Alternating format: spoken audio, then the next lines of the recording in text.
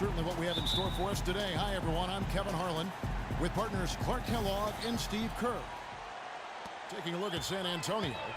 Well, they find themselves energized from a strong set of performances at home and now would love to do the same thing, guys, on the road. Well, this is a special matchup we've got here today. Two of the great franchises in this league. A lot of great games between these two clubs over the years, Clark. You know what? I think it... Ridiculous. Tore it down that time.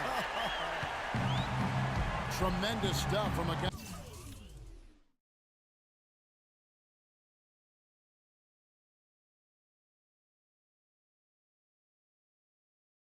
Clark, we think more of for his passing. Yeah, but he's got tremendous leaping ability and a surplus supply, too. Well, that's a great aggressive move and 2 big points, too. Just 5 to shoot. Here's Leonard. It's rebounded by Houston. Fresh from a win against the Nuggets. Well, Kevin, they constructed a perfect offensive game plan going into that game, and it was quickly apparent how powerless the defense was to stop them. Powerless is a good way to put it, Steve. We're unlikely to see that many uncontested baskets again anytime soon. They could use a big shot here to get this offense going. Sure could, Kev. I mean, too many empty trips. They need some points. T kicks to Green. Another shot. Splitter. That's good. Boy, where was the box out? Too easy on that second chance opportunity. Yeah, no box out is what happened there. Those kind of mistakes on the glass will kill a team. Jones with the screen on Teague. Ball. Kicks to Brewer. He tries for 3, and again it's the Rockets from deep. He could have forced a tough inside shot, but made a terrific kick out to find the open jumper instead. A moment to check in with Doris Burke. Doris? No, a short time ago, I had a chance to catch up with Greg Popovich. They're facing a team that they've yet to beat this season, 2 losses. And I asked him what they needed to do to turn it around. He said, quote, at the end of the day, it comes down to putting points on the board, and we've got to find a way to be effective despite their shot blocking. Even if we shoot a few more jumpers, if we can crash the boards, we'll create some good opportunities. Guys, they need to break through and grab a win here today. Okay, Doris, thanks. It's almost like a crucial aspect to enabling your offense. You first have to get around this stifling defense, don't you? Yeah, and I think the key, Kevin, is being the aggressor right from the outset of this game. That means being in attack mode and not passing up any good shots that you get early. The pass to Ball. And here in the first, approaching 3 minutes played. Obvious foul. Yeah, he took a hit right there and earned those free throws. Houston shooting their first free throws of the game on this trip to the line. And the first one at the line is good.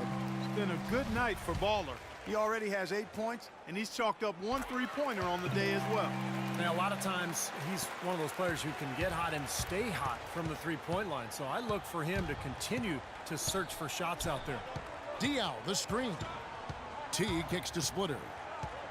Leonard on the wing to stop the run, and it's good. Leonard's got his first 3 points of the game. And a lot of times his first quarter seems to dictate how big of a role he plays later on, and he's off to the good start.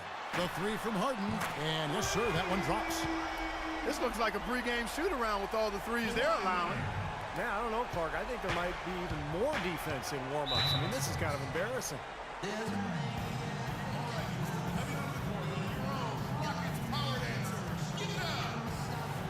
Work the pick and roll, for Pete's sake. If they're big shows at the shooter, I want our bigs to roll to the hoop. Taking high percentage shots has been this group's specialty. On your screen now are this month's field goal percentage leaders. You take a look at Baller, leading the league in field goal percentage. He always gets good looks. And of course, James Harden, also someone that shoots at such a high percentage, 5 in the league. Well, the offensive efficiency the past month for both these guys is just off the charts. I mean, they are playing with so much confidence. 9 feet out. And so he earns a trip to the line. Official saw the contact, and he'll shoot 2. Easy call there. No question about that one.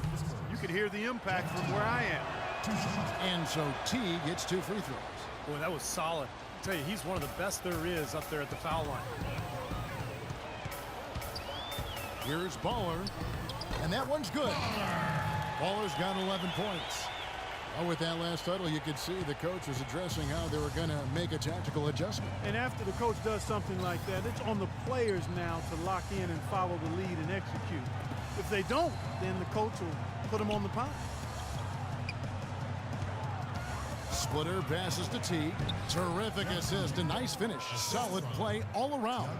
Now some weak defensive coverage there, and I'm pretty sure they didn't plan on starting this game out like that, giving such easy access to the rim. In the corner, it's Brewer. And again, it's the Rockets from deep. And they're getting their points now almost exclusively from the three-point line. That's 4 of the last 5. You got to run those guys off the line. I agree, and the defense is practically giving them those shots, though. Feeds to Leonard. Diaw, the screen. Teague kicks to Leonard. Back to Teague. 6 to shoot. The 3. No good. The Rockets go the other way with it. They beat the Spurs during their last encounter in San Antonio. Yeah, that was a big win for them, and an impressive performance, mainly down in the paint. Their rebounding advantage was the difference in the game. Spurs trail by 14. Outside, Green. Teague dishes to Splitter. Outside, Leonard. On the wing, Green. And he can't answer back. The three-pointer offline. It's Harden with the drive. Rebounded by the Spurs. They come into this one following a loss to the Thunder. Yeah, you want to talk about a team that just couldn't get into a rhythm offensively. That was a really ugly game for them. Yeah, you know what? I wonder about the game plan, but really, it was more about a lack of execution than anything else. Teague on the double team. Harden with it. Leonard picks him up. Harden, that's good. Harden's got 5 points so far. They're really struggling defensively, giving up too many easy buckets. And they've been on fire offensively as a result, Clark. And here is Green. Still getting warmed up offensively. No buckets yet in the game for him. Leonard sets a screen for Green. Knocked loose. Here's Teague. They can't stop the run with that one.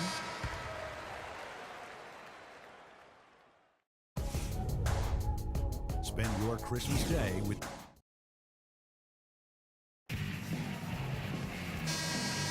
Well, not exactly a close game. Kevin Serafin, he's checked in for Scola. Jones comes in for McDaniels, and it's Baller in for Johnson. The Spurs also changing it up. Splitter is checked in for Leonard. Kawhi Leonard comes in for Scott, and it's Teague in for Brooks. On the floor for San Antonio, Josh McRoberts out there with Splitter. Then there's Reggie Jackson. Then there's Kawhi Leonard, and it's Teague in at the point guard position. That was simply a defensive breakdown there, Kevin. He was all alone for that shot. It was a warm-up jumper. Let's go to our sideline reporter, Doris Burke. Doris, what do you have?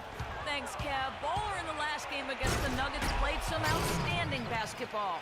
He finished with 24 points and was effective from long range as he got that scoring line by dropping in a good amount of threes. He seemed to be everywhere on the floor the entire time and really was the star of the show, Kevin. Thanks, Doris, for revisiting what was an astounding performance, Clark. It clearly was one of those games that when we look back on his career, this game will be right there among the best ever that he's played. Well, he was in the zone from the outset. It was just one of those games where he was feeling it. Everything was going his way, and he attacked, and that's what I like. Once he knew it was his night, he just attacked relentlessly. They set the pick to the middle. Here's Serafin. An easy layup after coming off the pick. Serafin's got his first points in this one. 1:05 left to play in the first half. Outside Jackson. Up top Leonard. From outside the arc. It's good. The assist this time from Jackson. Jackson's got 3 assists now in this one. He got off to a slow start. It took him a little while to get into the flow of this game, but he's turned it on here in the second. Kicks it out to Ariza. Pass to Ball. The tray. No good. And it's the Spurs taking it the other way. Well, it looks like he's cooled down a bit after hitting those 2 in the first quarter. The feed to McRoberts.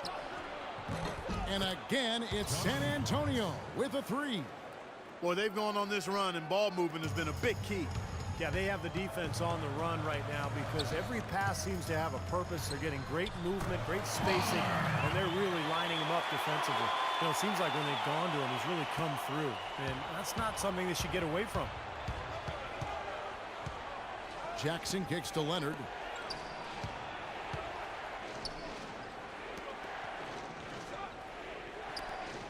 Outside Jackson puts up a three, and again it's San Antonio with a three. Here's Flanders, and released it in time, but it's off the mark.